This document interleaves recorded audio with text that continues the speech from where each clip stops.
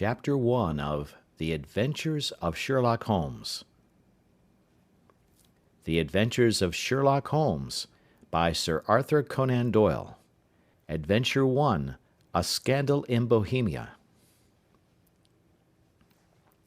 To Sherlock Holmes she is always the woman. I have seldom heard him mention her under any other name. In his eyes she eclipses and predominates the whole of her sex. It was not that he felt any emotion akin to love for Irene Adler. All emotions, and that one particularly, were abhorrent to his cold, precise, but admirably balanced mind.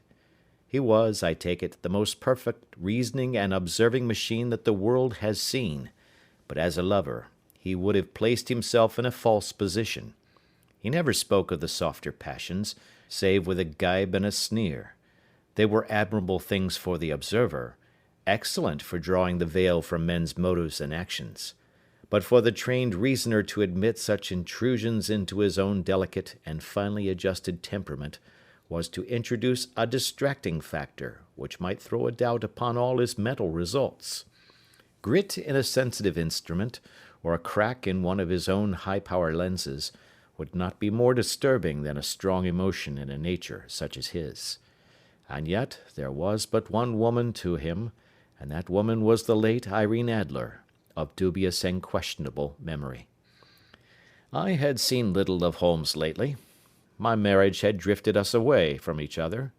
My own complete happiness, and the home-centered interests which rise up around the man who first finds himself master of his own establishment, was sufficient to absorb all my attention, while Holmes, who loathed every form of society with his whole Bohemian soul, remained in our lodgings in Baker Street, buried among his old books, and alternating from week to week between cocaine and ambition, the drowsiness of the drug, and the fierce energy of his own keen nature.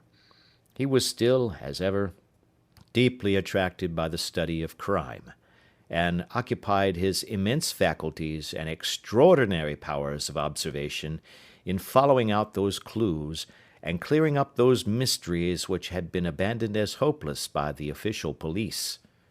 From time to time I heard some vague account of his doings, of his summons to Odessa in the case of the Trepoff murder, of his clearing up of the singular tragedy of the Atkinson brothers at Trincomalee, and finally of the mission which he had accomplished so delicately and successfully for the reigning family of Holland.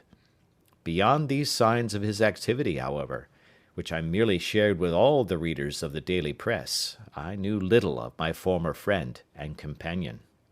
One night, it was on the 20th of March, 1888, I was returning from a journey to a patient, for I had now returned to civil practice, when my way led me through Baker Street. As I passed the well-remembered door, which must always be associated in my mind with my wooing and with the dark incidents of the study in scarlet, I was seized with a keen desire to see Holmes again, and to know how he was employing his extraordinary powers. His rooms were brilliantly lit, and even as I looked up, I saw his tall, spare figure pass twice in a dark silhouette against the blind.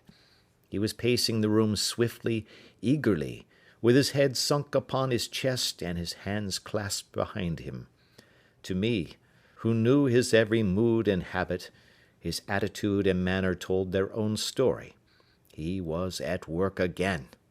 He had risen out of his drug-created dreams and was hot upon the scent of some new problem. I rang the bell, and was shown up to the chamber which had formerly been in part my own.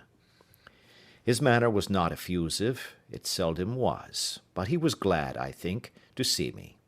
With hardly a word spoken, but with a kindly eye, he waved me to an armchair, threw across his case of cigars, and indicated a spirit case and a gasogene in the corner. Then he stood before the fire and looked me over in his singular introspective fashion. "Wedlock suits you," he remarked. "I think, Watson, that you have put on 7½ pounds since I saw you." "7," I answered. "Indeed, I should have thought a little more. Just a trifle more, I fancy, Watson. and in practice again, I observe. You did not tell me that you intended to go into harness. Then how do you know? I see it, I deduce it. How do I know that you have been getting yourself very wet lately, and that you have a most clumsy and careless servant girl? My dear Holmes, said I, this is too much. You would certainly have been burned had you lived a few centuries ago.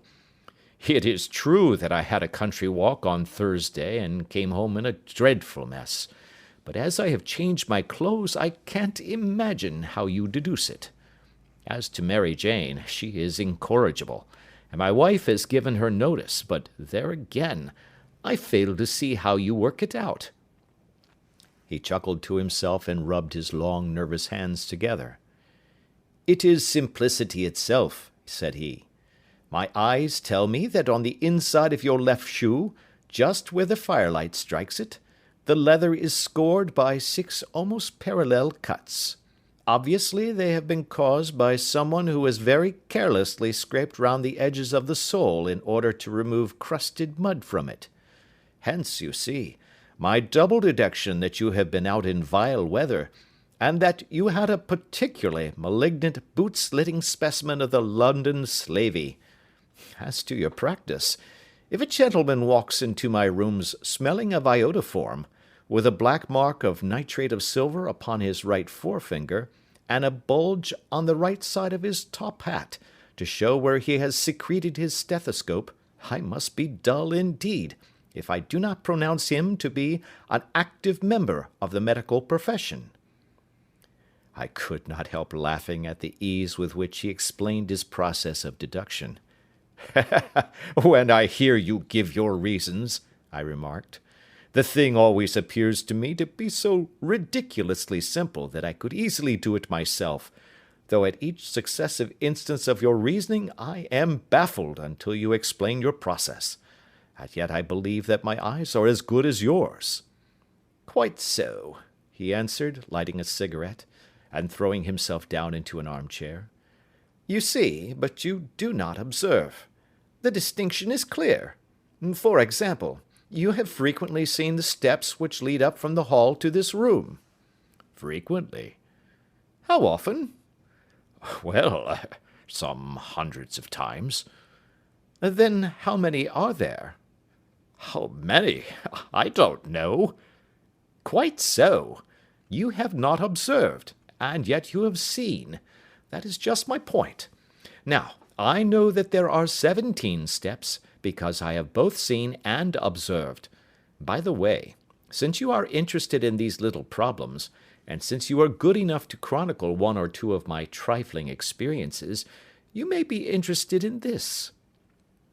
He threw over a sheet of thick, pink-tinted notepaper which had been lying open upon the table.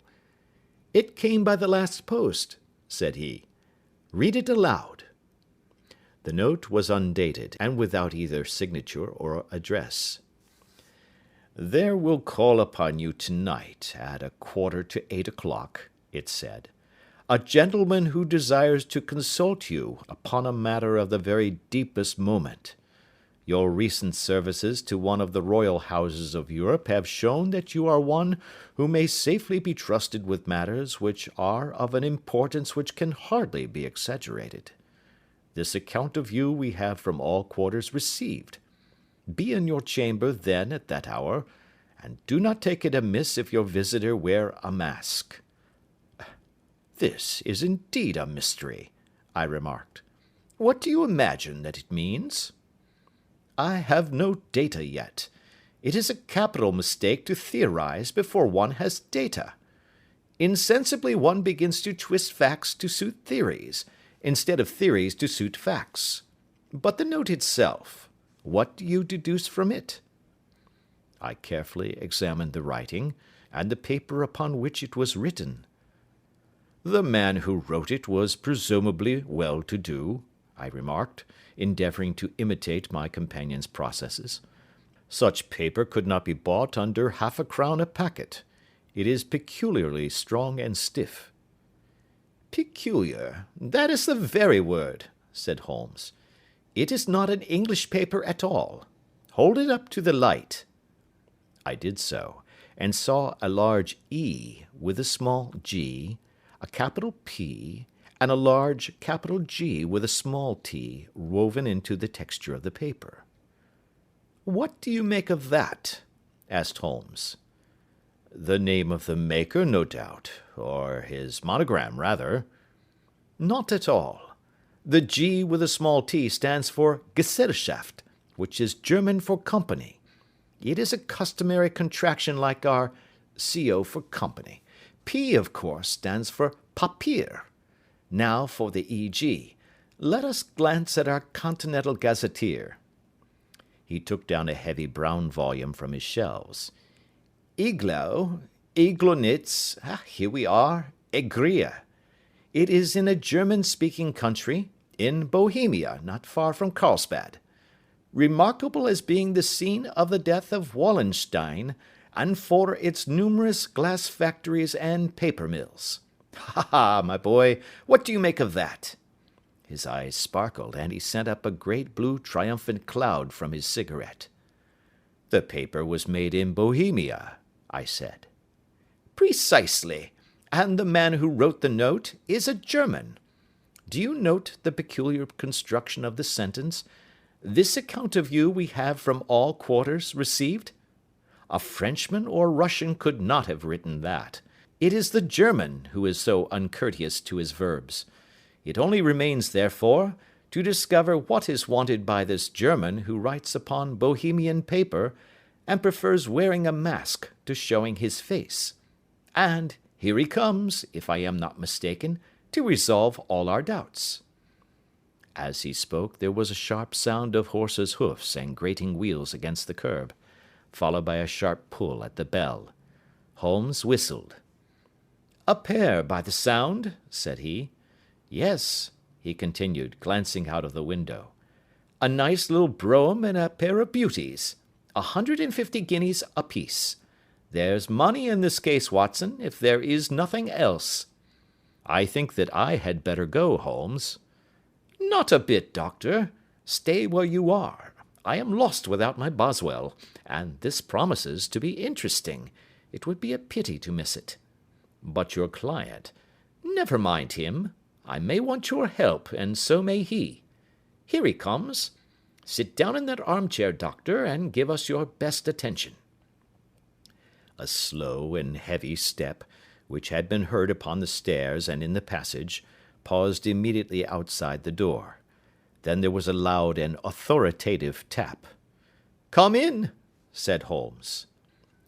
A man entered who could hardly have been less than 6 feet 6 inches in height, with a chest and limbs of a Hercules. His dress was rich, with a richness which would, in England, be looked upon as akin to bad taste.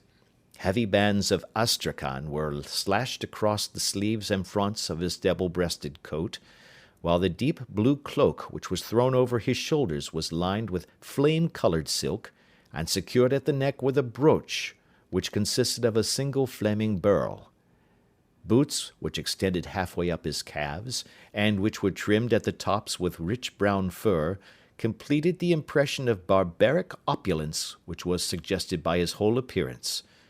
He carried a broad-brimmed hat in his hand, while he wore across the upper part of his face, extending down past the cheekbones, a black vizard mask, which he had apparently adjusted that very moment, for his hand was still raised to it as he entered.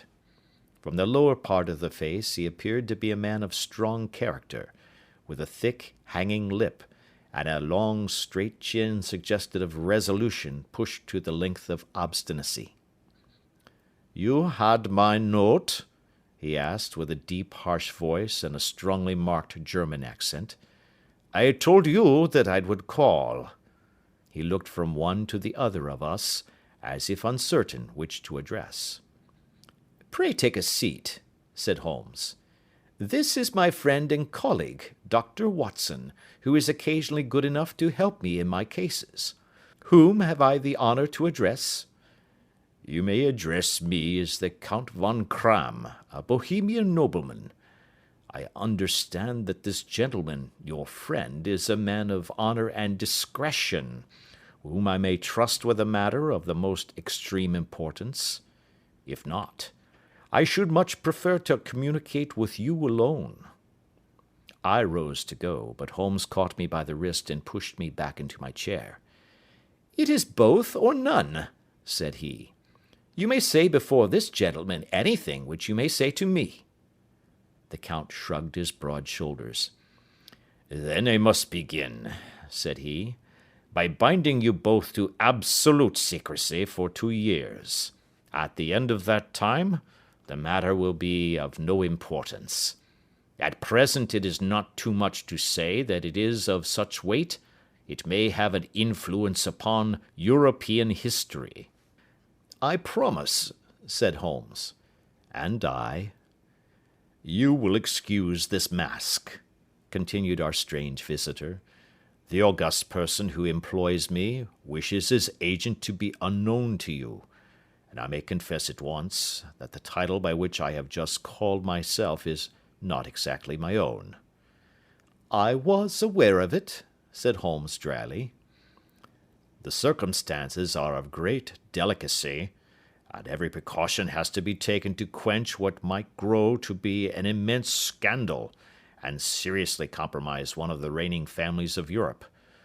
To speak plainly, the matter implicates the great house of Ormstein, hereditary kings of Bohemia." "I was also aware of that," murmured Holmes, settling himself down in his armchair and closing his eyes. Our visitor glanced with some apparent surprise at the languid, lounging figure of the man who had been no doubt depicted to him as the most incisive reasoner and most energetic agent in Europe. Holmes slowly reopened his eyes and looked impatiently at his gigantic client. "If your Majesty would condescend to state your case," he remarked, "I should be better able to advise you." The man sprang from his chair and paced up and down the room in uncontrollable agitation. Then, with a gesture of desperation, he tore the mask from his face and hurled it upon the ground. "You are right," he cried. "I am the king. Why should I attempt to conceal it?" "Why, indeed?" murmured Holmes. "Your Majesty had not spoken before I was aware that I was addressing Wilhelm Gottschalk Sigmunds von Ormstein, Grand Duke of Cassel-Felstein, and hereditary king of Bohemia." "But you can understand," said our strange visitor, sitting down once more and passing his hand over his high white forehead, "you can understand that I am not accustomed to doing such business in my own person. Yet the matter was so delicate that I could not confide it to an agent without putting myself in his power. I have come incognito from Prague for the purpose of consulting you." "Then pray consult," said Holmes, shutting his eyes once more. "The facts are briefly these. Some 5 years ago, during a lengthy visit to Warsaw, I made the acquaintance of the well-known adventuress Irene Adler. The name is no doubt familiar to you." "Kindly look her up in my index, Doctor," murmured Holmes without opening his eyes. For many years he had adopted a system of docketing all paragraphs concerning men and things, so that it was difficult to name a subject or a person on which he could not at once furnish information. In this case I found her biography sandwiched in between that of a Hebrew rabbi and that of a staff commander who had written a monograph upon the deep-sea fishes. "Let me see," said Holmes. Born in New Jersey in the year 1858. Contralto. La Scala. Prima donna Imperial Opera of Warsaw. Yes. Retired from operatic stage. Living in London. Quite so. Your Majesty, as I understand, became entangled with this young person, wrote her some compromising letters, and is now desirous of getting those letters back." "Precisely so. But how? Was there a secret marriage?" "None." "No legal papers or certificates?" "None." "Then I failed to follow your Majesty. If this young person should produce her letters for blackmailing or other purposes, how is she to prove their authenticity? There is the writing. Pooh, pooh, forgery. My private notepaper. Stolen. My own seal. Imitated. My photograph. Bought. We were both in the photograph. Oh, dear, that is very bad. Your Majesty has indeed committed an indiscretion. I was mad, insane. You have compromised yourself seriously. I was only crown prince then. I was young. I am but 30 now. It must be recovered. We have tried and failed. Your Majesty must pay. It must be bought. She will not sell. Stolen, then. 5 attempts have been made. Twice burglars in my pay ransacked her house. Once we diverted her luggage when she traveled. Twice she has been waylaid. There has been no result. No sign of it? Absolutely none. Holmes laughed. It is quite a pretty little problem, said he. But a very serious one to me, returned the king reproachfully. Very, indeed. And what does she propose to do with the photograph? To ruin me. But how? I am about to be married. So I have heard. To Clotilde Lothman von Saxe-Meiningen, second daughter of the King of Scandinavia. You may know the strict principles of her family. She is herself the very soul of delicacy. A shadow of a doubt as to my conduct would bring the matter to an end. And Irene Adler? Threatens to send them the photograph, and she will do it. I know that she will do it. You do not know her, but she has a soul of steel. She has the face of the most beautiful of women, and the mind of the most resolute of men. Rather than I should marry another woman, there are no lengths to which she would not go. None. You are sure that she has not sent it yet? I am sure. And why? Because she has said that she would send it on the day when the betrothal was publicly proclaimed. That will be next Monday. Oh, then we have 3 days yet, said Holmes with a yawn. That is very fortunate, as I have 1 or 2 matters of importance to look into just at present. Your Majesty will, of course, stay in London for the present? Certainly. You will find me at the Langham under the name of the Count von Kram. Then I shall drop you a line to let you know how we progress. Pray do so. I shall be all anxiety. Then, as to money? You have carte blanche. Absolutely. I tell you that I would give 1 of the provinces of my kingdom to have that photograph. And for present expenses? The king took a heavy chamois leather bag from under his cloak and laid it on the table. There are 300 pounds in gold and 700 in notes, he said. Holmes scribbled a receipt upon a sheet of his notebook and handed it to him. And mademoiselle's address? He asked. Is Briony Lodge, Serpentine Avenue, St. John's Wood. Holmes took a note of it. One other question, said he. Was the photograph a cabinet? It was. Then good night, your Majesty, and I trust that we shall soon have some good news for you. And good night, Watson, he added, as the wheels of the royal brougham rolled down the street. If you will be good enough to call tomorrow afternoon at 3 o'clock, I should like to chat this little matter over with you. Part 2. At 3 o'clock precisely, I was at Baker Street, but Holmes had not yet returned. The landlady informed me that he had left the house shortly after 8 o'clock in the morning. I sat down before the fire, however, with the intention of awaiting him, however long he might be. I was already deeply interested in his inquiry, for, though it was surrounded by none of the grim and strange features which were associated with the two crimes which I have already recorded, still, the nature of the case and the exalted station of his client gave it a character of its own. Indeed, apart from the nature of the investigation which my friend had on hand, there was something in his masterly grasp of a situation, and his keen, incisive reasoning, which made it a pleasure to me to study his system of work, and to follow the quick, subtle methods by which he disentangled the most inextricable mysteries. So accustomed was I to his invariable success that the very possibility of his failing had ceased to enter into my head.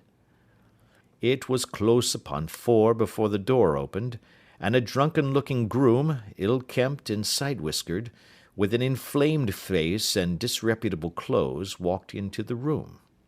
Accustomed as I was to my friend's amazing powers in the use of disguises, I had to look 3 times before I was certain that it was indeed he. With a nod he vanished into the bedroom, whence he emerged in 5 minutes, tweed-suited and respectable as of old. Putting his hands into his pockets, he stretched out his legs in front of the fire, and laughed heartily for some minutes. "Well, really!" he cried, and then he choked and laughed again until he was obliged to lie back, limp and helpless, in the chair. "What is it?" "It's quite too funny. I am sure you could never guess how I employed my morning, or what I ended by doing." "I can't imagine. I suppose that you must have been watching the habits and perhaps the house of Miss Irene Adler?" "Quite so, but the sequel was rather unusual. I will tell you, however. I left the house a little after 8 o'clock this morning in the character of a groom out of work. There is a wonderful sympathy and freemasonry among horsey men. Be one of them, and you will know all that there is to know. I soon found Briony Lodge. It is a bijou villa, with a garden at the back, but built out in front right up to the road, 2 stories. Chubb lock to the door. Large sitting room on the right side, well furnished, with long windows almost to the floor, and those preposterous English window fasteners which a child could open. Behind there was nothing remarkable, save that the passage window could be reached from the top of the coach-house. I walked round it, and examined it closely from every point of view, but without noting anything of interest. I then lounged down the street and found, as I expected, that there was a mews in a lane which runs down by one wall of the garden.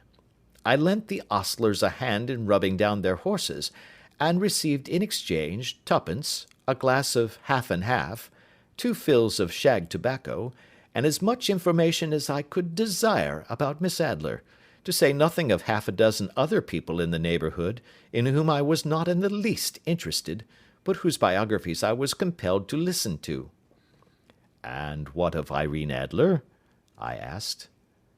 "Oh, she has turned all the men's head down in that part. She is the daintiest thing under a bonnet on this planet. So say the Serpentine Mews to a man. She lives quietly, sings at concerts, drives out at 5 every day, and returns at 7 sharp for dinner. Seldom goes out at other times except when she sings.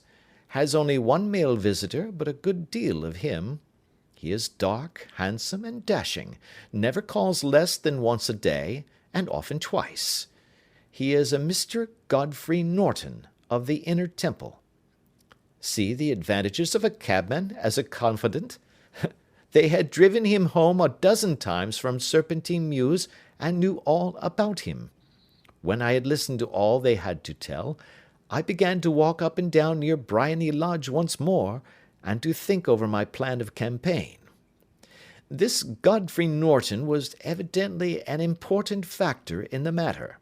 He was a lawyer. That sounded ominous. What was the relation between them, and what the object of his repeated visits? Was she his client, his friend, or his mistress? If the former, she had probably transferred the photograph to his keeping. If the latter, it was less likely. On the issue of this question depended whether I should continue my work at Briony Lodge, or turn my attention to the gentlemen's chambers in the Temple. It was a delicate point, and it widened the field of my inquiry.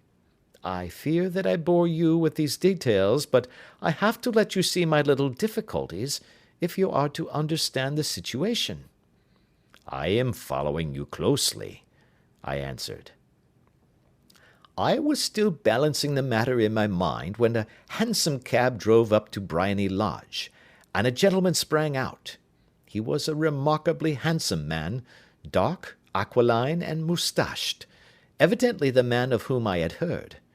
He appeared to be in a great hurry, shouted to the cabman to wait, and brushed past the maid who opened the door with the air of a man who was thoroughly at home. He was in the house about half an hour, and I could catch glimpses of him in the windows of the sitting-room, pacing up and down, talking excitedly, and waving his arms. Of her I could see nothing. Presently he emerged, looking even more flurried than before. As he stepped up to the cab, he pulled a gold watch from his pocket and looked at it earnestly. "Drive like the devil!" he shouted. "First to Gross and Hankey's in Regent Street, and then to the Church of St. Monica in the Edgware Road. Half a guinea if you do it in 20 minutes." Away they went, and I was just wondering whether I should not do well to follow them, when up the lane comes a neat little landau, the coachman with his coat only half buttoned, and his tie under his ear, while all the tags of his harness were sticking out of the buckles. It hadn't pulled up before she shot out of the hall door and into it. I only caught a glimpse of her at the moment, but she was a lovely woman, with a face that a man might die for. "The Church of St. Monica, John," she cried, "and half a sovereign if you reach it in 20 minutes. This was quite too good to lose, Watson.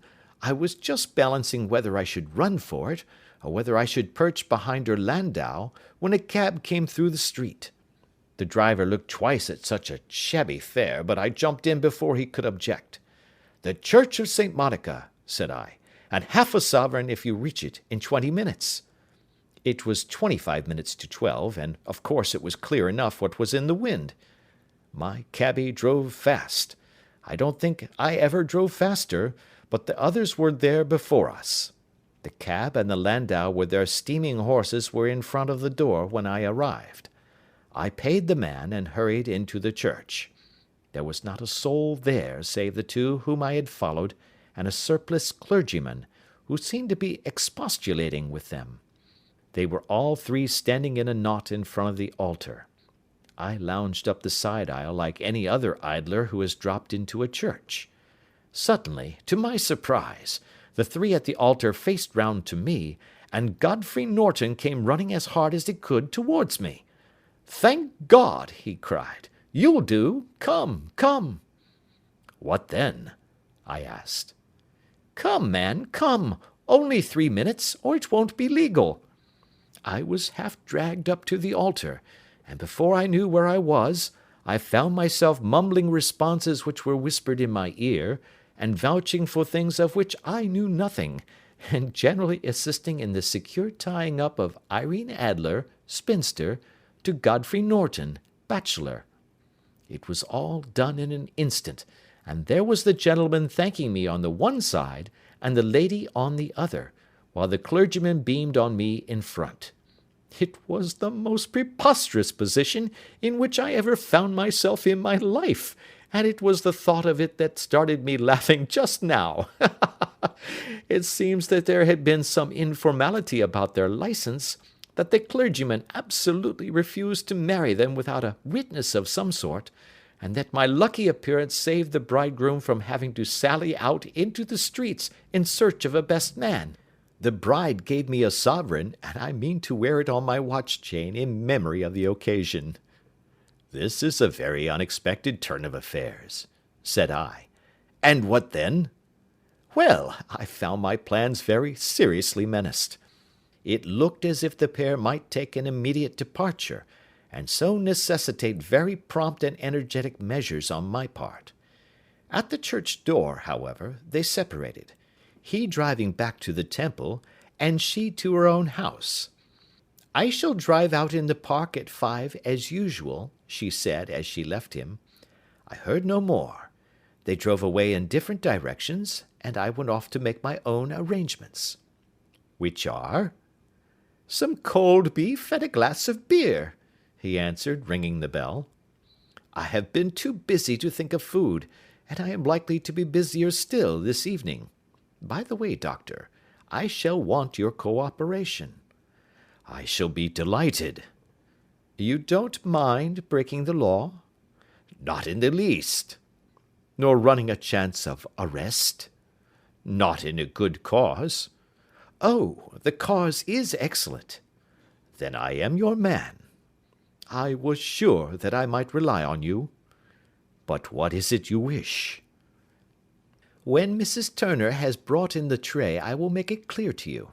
Now, he said as he turned hungrily on the simple fare that our landlady had provided, I must not discuss it while I eat, for I have not much time.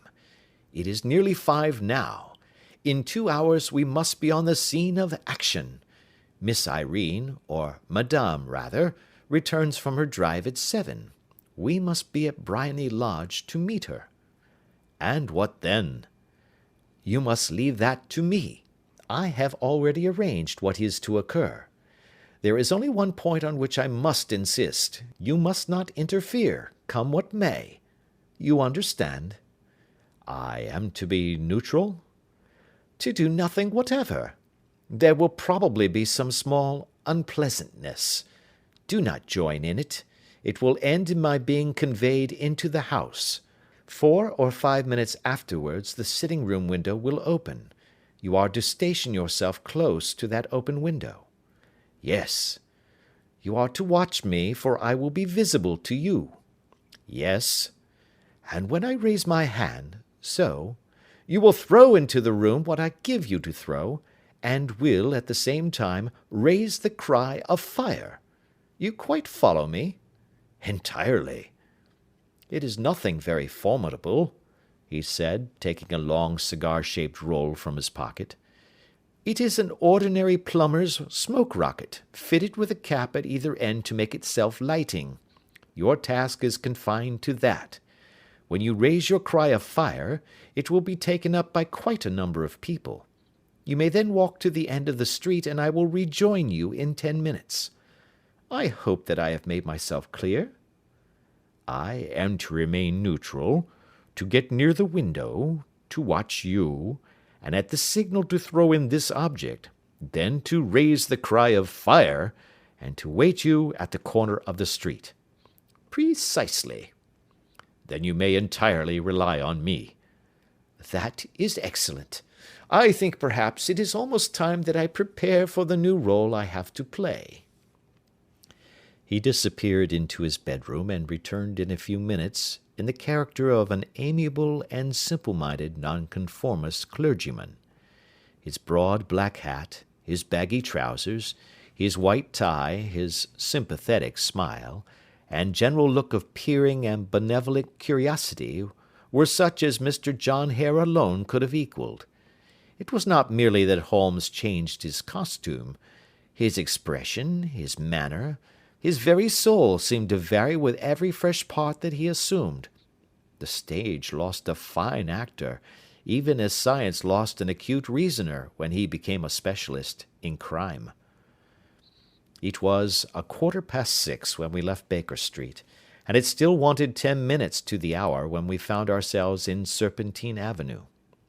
It was already dusk, and the lamps were just being lighted as we paced up and down in front of Briony Lodge, waiting for the coming of its occupant. The house was just such as I had pictured it from Sherlock Holmes's succinct description, but the locality appeared to be less private than I expected. On the contrary, for a small street in a quiet neighborhood, it was remarkably animated. There was a group of shabbily dressed men smoking and laughing in a corner, a scissors grinder with his wheel, 2 guardsmen who were flirting with a nurse girl, and several well-dressed young men who were lounging up and down with cigars in their mouths. "You see," remarked Holmes, as we paced to and fro in front of the house, This marriage rather simplifies matters. The photograph becomes a double-edged weapon now. The chances are that she would be as averse to its being seen by Mr. Godfrey Norton as our client is to its coming to the eyes of his princess. Now the question is, where are we to find the photograph? Where indeed? It is most unlikely that she carries it about with her. It is cabinet size, too large for easy concealment about a woman's dress. She knows that the king is capable of having her waylaid and searched. 2 attempts of the sort have already been made. We may take it, then, that she does not carry it about with her. Where, then? Her banker or her lawyer? There is that double possibility. But I am inclined to think neither. Women are naturally secretive, and they like to do their own secreting. Why should she hand it over to anyone else? She could trust her own guardianship, but she could not tell what indirect or political influence might be brought to bear upon a businessman. Besides, remember that she had resolved to use it within a few days. It must be where she can lay her hands upon it. It must be in her own house. But it has twice been burgled. Pshaw! They did not know how to look. But how will you look? I will not look. What then? I will get her to show me. But she will refuse. She will not be able to. But I hear the rumble of wheels. It is her carriage. Now, carry out my orders to the letter. As he spoke, the gleam of the sidelights of a carriage came round the curve of the avenue. It was a smart little landau which rattled up to the door of Briony Lodge. As it pulled up, one of the loafing men at the corner dashed forward to open the door in the hope of earning a copper, but was elbowed away by another loafer, who had rushed up with the same intention. A fierce quarrel broke out, which was increased by the 2 guardsmen, who took sides with one of the loungers, and by the scissors grinder, who was equally hot upon the other side. A blow was struck, and in an instant the lady, who had stepped from her carriage, was the centre of a little knot of flushed and struggling men, who struck savagely at each other with their fists and sticks. Holmes dashed into the crowd to protect the lady, but, just as he reached her, he gave a cry and dropped to the ground, with the blood running freely down his face. At his fall the guardsmen took to their heels in one direction, and the loungers in the other, while a number of better-dressed people, who had watched the scuffle without taking part in it, crowded in to help the lady and to attend to the injured man.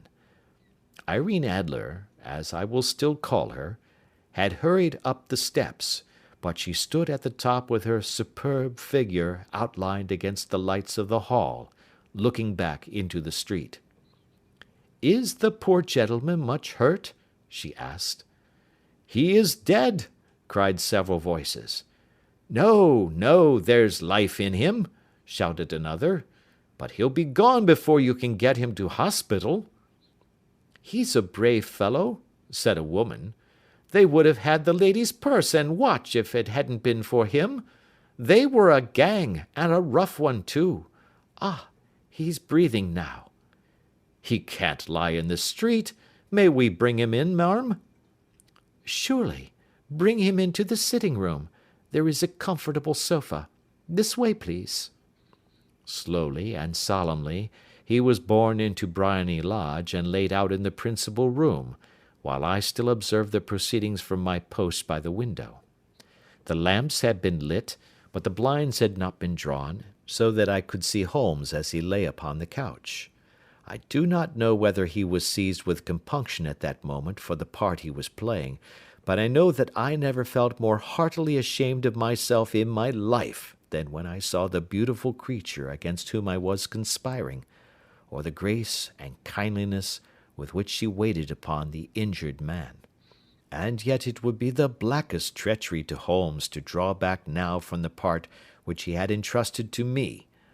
I hardened my heart, and took the smoke rocket from under my ulster. After all, I thought, we are not injuring her. We are but preventing her from injuring another." Holmes had sat up upon the couch, and I saw him motion like a man who is in need of air. A maid rushed across and threw open the window. At the same instant I saw him raise his hand, and at the signal I tossed my rocket into the room with a cry of "Fire!" The word was no sooner out of my mouth than the whole crowd of spectators, well dressed and ill, gentlemen, ostlers, and servant maids, joined in a general shriek of "Fire!" Thick clouds of smoke curled through the room and out at the open window. I caught a glimpse of rushing figures, and a moment later the voice of Holmes from within, assuring them that it was a false alarm.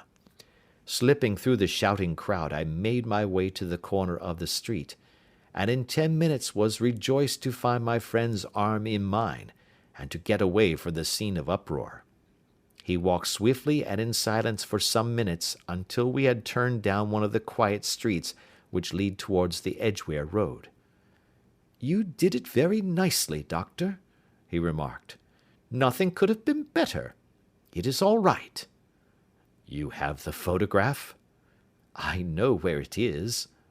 "And how did you find out?" "She showed me, as I told you she would." "I am still in the dark." "I do not wish to make a mystery," said he, laughing.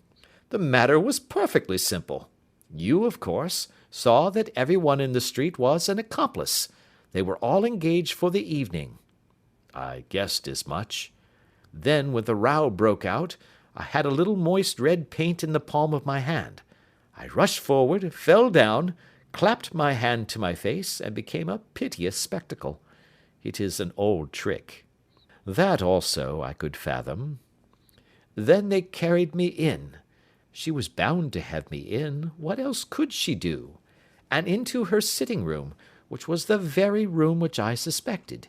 It lay between that and her bedroom, and I was determined to see which. They laid me on a couch. I motioned for air. They were compelled to open the window, and you had your chance." "How did that help you?" "It was all important. When a woman thinks that her house is on fire, her instinct is at once to rush to the thing which she values most. It is a perfectly overpowering impulse, and I have more than once taken advantage of it.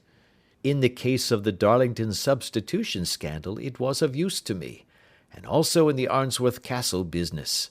A married woman grabs at her baby, an unmarried one reaches for her jewel box.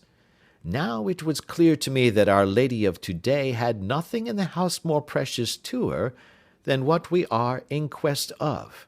She would rush to secure it. The alarm of fire was admirably done. The smoke and shouting were enough to shake nerves of steel. She responded beautifully. The photograph is in a recess behind a sliding panel just above the right bell-pull. She was there in an instant, and I caught a glimpse of it as she half drew it out. When I cried out that it was a false alarm, she replaced it, glanced at the rocket, rushed from the room, and I have not seen her since. I rose, and making my excuses, escaped from the house. I hesitated whether to attempt to secure the photograph at once, but the coachman had come in, and as he was watching me narrowly, it seemed safer to wait. A little over-precipitance may ruin all. "And now?" I asked. "Our quest is practically finished. I shall call with the king to-morrow, and with you, if you care to come with us. We will be shown into the sitting-room to wait for the lady, but it is probable that when she comes, she may find neither of us nor the photograph. It might be a satisfaction to his majesty to regain it with his own hands." "And when will you call?" "At 8 in the morning. She will not be up, so that we shall have a clear field. Besides, we must be prompt, for this marriage may mean a complete change in her life and habits. I must wire to the king without delay." We had reached Baker Street, and had stopped at the door. He was searching his pockets for the key when someone passing said, "Good night, Mr. Sherlock Holmes." There were several people on the pavement at the time, but the greeting appeared to come from a slim youth in an ulster who had hurried by. "I've heard that voice before," said Holmes, staring down the dimly lit street. "Now, I wonder who the deuce that could have been." Part 3. I slept at Baker Street that night, and we were engaged upon our toast and coffee in the morning, when the King of Bohemia rushed into the room. "You have really got it?" he cried, grasping Sherlock Holmes by either shoulder, and looking eagerly into his face. "Not yet." "But you have hopes?" "I have hopes." "Then come, I am all impatience to be gone." "We must have a cab." "No, my brougham is waiting." "Then that will simplify matters." We descended, and started off once more for Briony Lodge. "Irene Adler is married," remarked Holmes. "Married? When?" "Yesterday." "But to whom?" "To an English lawyer named Norton." "But she could not love him." "I am in hopes that she does." "And why in hopes?" "Because it would spare your majesty all fear of future annoyance.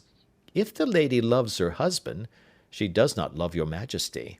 If she does not love your majesty, there is no reason why she should interfere with your majesty's plan." "It is true, and yet, well, I wish she had been of my own station. What a queen she would have made!" He relapsed into a moody silence, which was not broken until we drew up in Serpentine Avenue. The door of Briony Lodge was open, and an elderly woman stood upon the steps. She watched us with a sardonic eye as we stepped from the brougham. "Mr. Sherlock Holmes, I believe?" said she. "I am Mr. Holmes," answered my companion, looking at her with a questioning and rather startled gaze. "Indeed. My mistress told me that you were likely to call. She left this morning with her husband by the 5:15 train from Charing Cross for the Continent." "What!"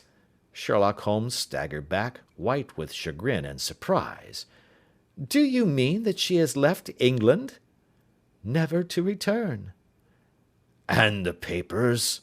asked the king hoarsely. "All is lost." "We shall see." He pushed past the servant and rushed into the drawing-room, followed by the king and myself. The furniture was scattered about in every direction, with dismantled shelves and open drawers, as if the lady had hurriedly ransacked them before her flight. Holmes rushed at the bell-pull, tore back a small sliding shutter, and plunging in his hand, pulled out a photograph and a letter. The photograph was of Irene Adler herself in evening dress. The letter was superscribed to Sherlock Holmes, Esquire, to be left till called for. My friend tore it open, and we all three read it together. It was dated at midnight of the preceding night, and ran in this way: "My dear Mr. Sherlock Holmes, you really did it very well. You took me in completely. Until after the alarm of fire I had not a suspicion, but then when I found how I had betrayed myself, I began to think. I had been warned against you months ago. I had been told that, if the king employed an agent, it would certainly be you. And your address had been given me. Yet, with all this, you made me reveal what you wanted to know. Even after I became suspicious, I found it hard to think evil of such a dear, kind old clergyman. But, you know, I have been trained as an actress myself. Male costume is nothing new to me. I often take advantage of the freedom which it gives. I sent John, the coachman, to watch you, ran upstairs, got into my walking clothes, as I call them, and came down just as you departed. Well, I followed you to your door, and so made sure that I was really an object of interest to this celebrated Mr. Sherlock Holmes. Then I, rather imprudently, wished you good night, and started for the Temple to see my husband. We both thought the best resource was flight, when pursued by so formidable an antagonist. So you will find the nest empty when you call tomorrow. As to the photograph, your client may rest in peace.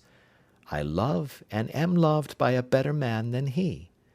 The king may do what he will without hindrance from one whom he has cruelly wronged. I keep it only to safeguard myself, and to preserve a weapon which will always secure me from any steps which he might take in the future. I leave a photograph which he might care to possess, and I remain, dear Mr. Sherlock Holmes, very truly yours, Irene Norton, née Adler. What a woman! Oh, what a woman! Cried the King of Bohemia, when we had all three read this epistle. Did I not tell you how quick and resolute she was? Would she not have made an admirable queen? Is it not a pity that she was not on my level? From what I have seen of the lady, she seems indeed to be on a very different level to your majesty, said Holmes coldly. I am sorry that I have not been able to bring your majesty's business to a more successful conclusion. On the contrary, my dear sir, cried the king, nothing could be more successful. I know that her word is inviolate. The photograph is now as safe as if it were in the fire. I am glad to hear your majesty say so. I am immensely indebted to you. Pray tell me in what way I can reward you. This ring—" He slipped an emerald snake ring from his finger and held it out upon the palm of his hand. "Your majesty has something which I should value even more highly," said Holmes. "You have but to name it." "This photograph." The king stared in amazement. "Irene's photograph!" he cried. "Certainly, if you wish it." "I thank your majesty.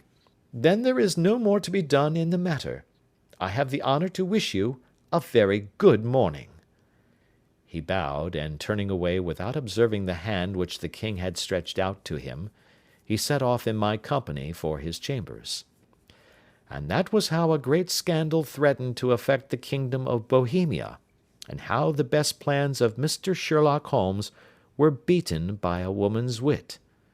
He used to make merry over the cleverness of woman, but I have not heard him do it of late, and when he speaks of Irene Adler, or when he refers to her photograph, it is always under the honourable title of the woman. End of chapter 1.